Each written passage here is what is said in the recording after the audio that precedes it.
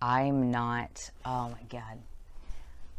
I'm not as, you know, up in arms about this ban, as I think people would have expected. It's kind of like the gay marriage thing where yes, it's a thing, but there are so many things that are more important that people are really suffering from, that need to be addressed as well. And I think it's dangerous to celebrate one thing too much and then forget about other things that are crucial because they can get forgotten about. And I think this is kind of a similar thing in the opposite direction. Getting really upset and up in arms, if you will, over this particular ban, we're looking in the wrong direction. Somebody said earlier this week, they commented saying that Sylvia Rivera is rolling in her grave about this. Sylvia Rivera is, no argument, no doubt in my mind, she is my hero. She represents everything that I aspire to when it comes to activism. That said, I have to completely, respectfully but completely disagree.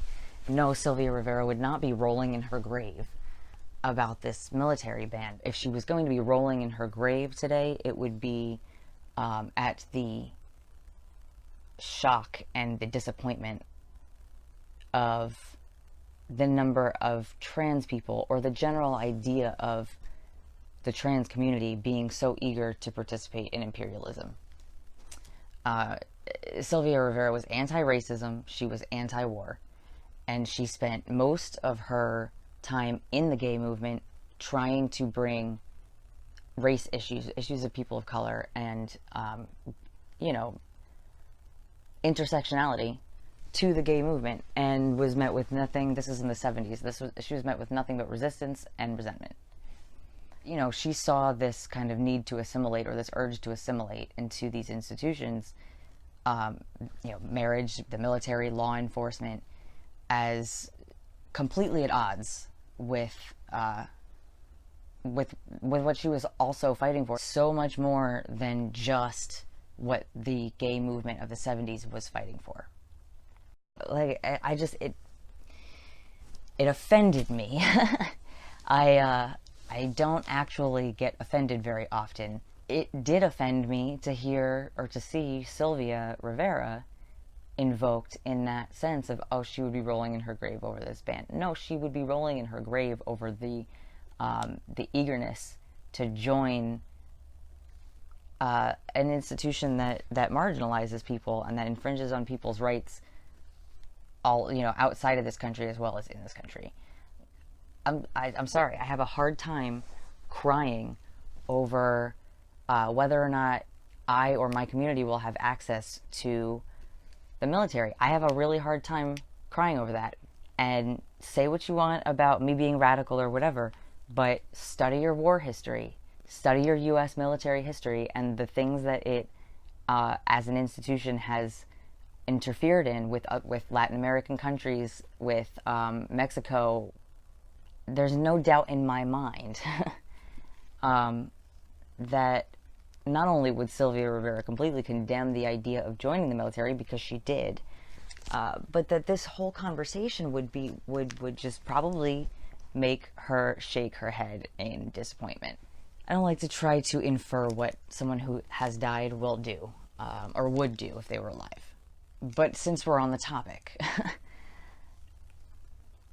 like I said, I just have a hard time crying over this military thing.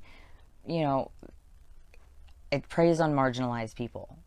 Perfect example being the refugees at the border that we're all talking about, that we're all so empathetic towards, that we all, are we in the fuck Trump camp, or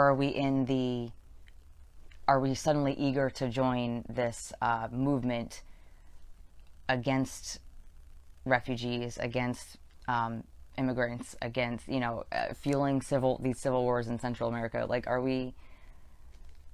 we're really contradicting ourselves. We're really at odds here.